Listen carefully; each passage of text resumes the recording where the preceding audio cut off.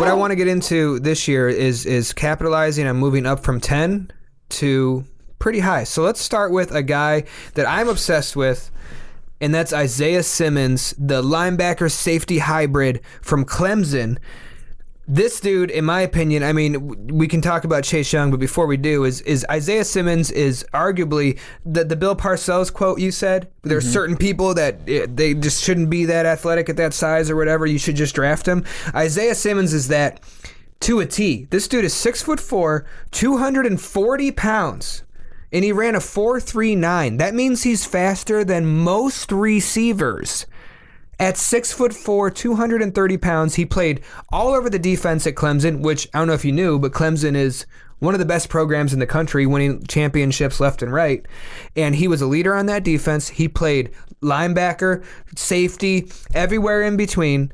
Allegedly, he's really smart, and that's why he was able to play all these different positions. He made an impact at every different position. The knock on him is, well, maybe he doesn't fit any true position in the NFL. And he has a bit of a lack of instinct to the line of scrimmage. Sure.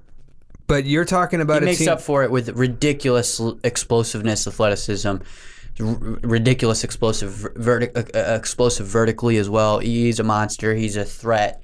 He can catch the ball. He's going to be a nightmare for quarterbacks at 6'4", being that explosive as well. So fast. He can jump so high. Just a world of possibilities for defensive coordinators. Yeah, so the knock on him is that he may not fit any one position, but I just don't care about that or believe that. I think he can, wherever you line him up, he's going to be able to do it. And you're seeing this a lot more in the NFL with hybrid safety linebacker roles. Yeah, I'd like to be able to replicate kind of like something like fuck the Steelers, but something that the Steelers do often defensively with their linebackers is they do kind of build these hybrid-ish linebacker guys that kind of play a little bit all over the field. And why do you think they brought in Minkah Fitzpatrick, who's that exact mold? He's a hybrid safety, bigger guy for occasional linebacking positions. Someone like him, I would see. I would have to think that a team has to kind of pick where they want to play him and build him there. So I think internally, if we want him to be that middle hybrid linebacker, we'd have to get him middle hybrid linebacker snaps. We kind of would have to move him away from being kind of all over the place, stylistically or at least at positionally. First. At least at first. Right. But I think that would ultimately help his position, because you don't want to do what, for example, Greg Williams did to Jabril Peppers, playing him just ruined him as an angel safety. Why'd he do that? I don't know. No one understands. But he started using him quote unquote the right way, closer to the line of scrimmage the year after that, before we traded him to the Giants, and you saw him do well. He did well with the Giants before he got injured, because they were playing him that way as well. They weren't playing him in this crazy angel defense scheme.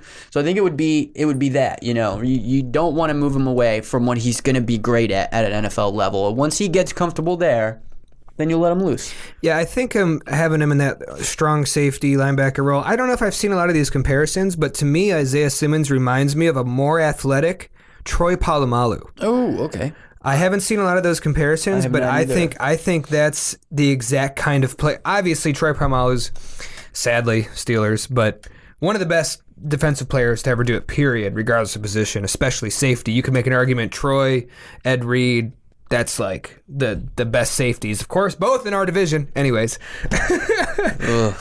I think Isaiah Simmons can be that kind of a player where he can roam the secondary, but for the most part, having him as that strong safety, up more towards the line of scrimmage, but able to also drop back into coverage. So as an offense going against our defense, you don't know if he's going to sprint at you with his 4.39 and come off the edge unblocked, or is he going to drop back and be able to catch up to your number one receiver and help with a double team? And the other thing that I think about is we have to face Lamar Jackson twice a year. Mm-hmm. I can think of no better player to have from this draft to help deal with a Lamar Jackson than Isaiah Simmons. Sure. I see him actually more commonly compared with Darius Leonard, who was one of the most impactful defensive rookies we've seen in years. He led the NFL in tackles with 163 in his first NFL season, tallied 284 with 12 sacks, 7 interceptions, and 6 forced fumbles through 2 years. That's insane numbers. and the kind of explosiveness that Darius Leonard brought to the Colts on defense, and being able to kind of, like you're saying, be all over the field, impact every position, whether it's at the line of scrimmage, coming at the quarterback, or falling back and catching an interception, disrupting a pass.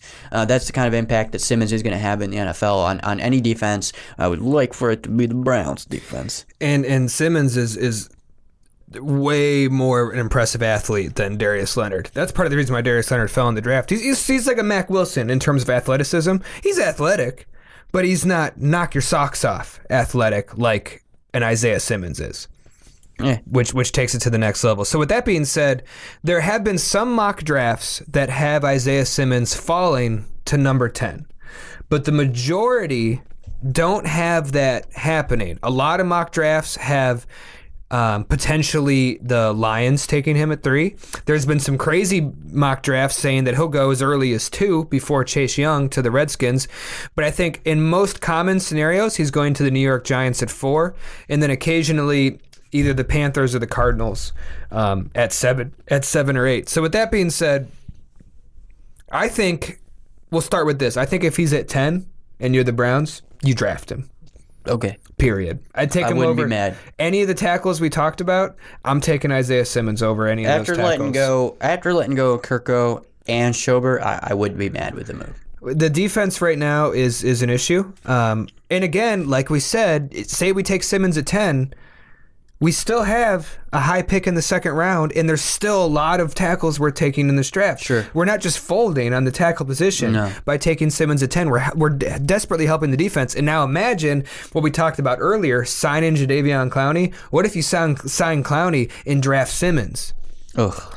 You got Myles Garrett, you got Simmons, Clowney. In the secondary, you still have Greedy and Denzel. Mack Wilson at the linebackers position. All of a sudden, the defense is... We have some veteran pieces here and there. Adrian Claiborne, for example. Yeah, all of a sudden, the defense is looking pretty scary. A little more solid. Pretty scary. Players that scare you. But players that scare you at different levels. For sure. I'm just proven players that scare you at different levels. Now, how they work cohesively... Not necessarily proven.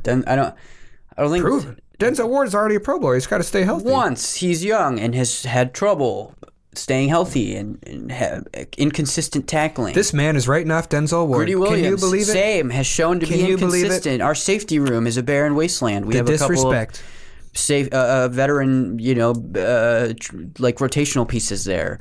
Myles Garrett, absolutely, yeah.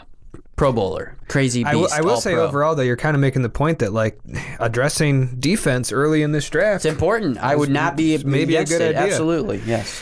So, but here's the thing. What if he doesn't drop to 10, and what if the Browns decide they really want him, and say they decide that they want to trade all the way up to number 4 in the NFL draft with the Giants? We'd likely have to give up next year's first-round pick. I pulled up some of the recent trades just to get an idea of what we'd have to give up to move up that high. And just to briefly recap, in 2019 the Steelers moved up from 20 to 10. They gave up a second and a third in the same draft to do that. The year before, the Saints moved up from 27 to 14, and they had to give up a next year's first and a fifth in order to do that. 2017, a lot of trade ups. The Texans traded up from 25 to 12 with the Browns, and gave us their first round pick. The Chiefs went from 27 to 10, had to give up their third round pick that year and a first round the next year. And then the Bears that same year moved up from 3 to 2, and they had to give up 2/3 and a fourth. And they drafted Mitch Trubisky. This is just a dumb thing. And then a huge trade up from 2011, another one that we remember all too well. The Falcons going from 27 to 6th, trading with the Browns. To get Julio Jones. They traded their first, second, and a fourth round pick along with the next year's first and fourth round pick to Cleveland. So a lot of assets, but we're not talking about going from 27 to 6. We're talking about going from 10 to 4. So I think you can get there with giving up just a first round draft pick, the next year's first round draft pick. Plus, we know that the Giants, maybe like a fourth. The Giants GM doesn't necessarily respect the Browns. That he traded Odell Beckham there out of like spite, basically. Mm-hmm. Oh, wait, no, they brought in a new head coach, the whole thing. So I'm making up stuff that doesn't... Do they still have the same GM? I don't know. The Giants? I care very little about any other team besides Orange. I understand totally, but moral of the story is Luckily, Google is a thing. They still do. Dave Gettleman. Dave Gettleman doesn't respect the Browns very much. He traded Odell Beckham there like out of spite. So I think he would really enjoy a first-round draft pick from the Browns, thinking that it's going to be a high first-round draft pick. So he may be entertaining the idea to where we can go from 10 to 4 with just good. I know they got Joe Judge from the Patriots at head coach. Special teams coordinator from the Patriots. But anyways, I think we can go from 10 to 4, just giving up a first-round draft pick in next year's draft. Would you be down to do that and we take Isaiah Simmons? If we needed to, yeah. I feel like here's the issue. Would I do that myself? I don't know. That's tough. I think at 10, I sit pretty. I wait for my turn. I see what's available. I move a few spots if I need to get the player I want, for sure. Am I headhunting for one particular player? No. I don't think that's the analytical technique. I don't think that's the mindset that this front office, this coaching staff, this Browns organization is going to take with the draft. I think they're going to take a smarter, quote-unquote, analytical approach. They'll sit back. They'll move up or down if they need to get their guy, but they're not going to do a crazy move like this to just get one guy. I think they understand that this draft is heavy with talent and that they are sitting pretty in quite a few different spots, like you mentioned, that early second-round pick, where they can get the guys that they want without really having to lose a lot of other assets. Now, if that's their guy, no matter what, that's a little different. But I just don't think that that's how this organization is going about things. I think they're not looking at it as a one-player thing, as a that's their guy thing. They're looking at several guys. If it makes sense to take them there, then that's the move. Otherwise, they move on. I agree, and I think in this top 10, excluding the 3 quarterbacks, I think we're pretty much guaranteed to get a guy that we like at number 10, whether it's one of those 4 offensive tackles, a Simmons, the corner from Ohio State. I think if 3 quarterbacks go in the top 10, we're getting someone really good at 10. Sure, right. So I don't think we necessarily need to trade up, but like I said, I just really love Isaiah Simmons, dude. And I just think he's awesome. That might change. I agree. I mean, he is. And that might change if, like you mentioned, these quarterbacks don't seem to be going as early as it looked like, as it was anticipated, which happens all the time. If Miami passes on a quarterback and then the Chargers do right after, all hell's going to break loose. Right. It's a whole different draft. Yeah. So that kind of thing, those kinds of things, we will only know on draft day as it's happening. Can't wait.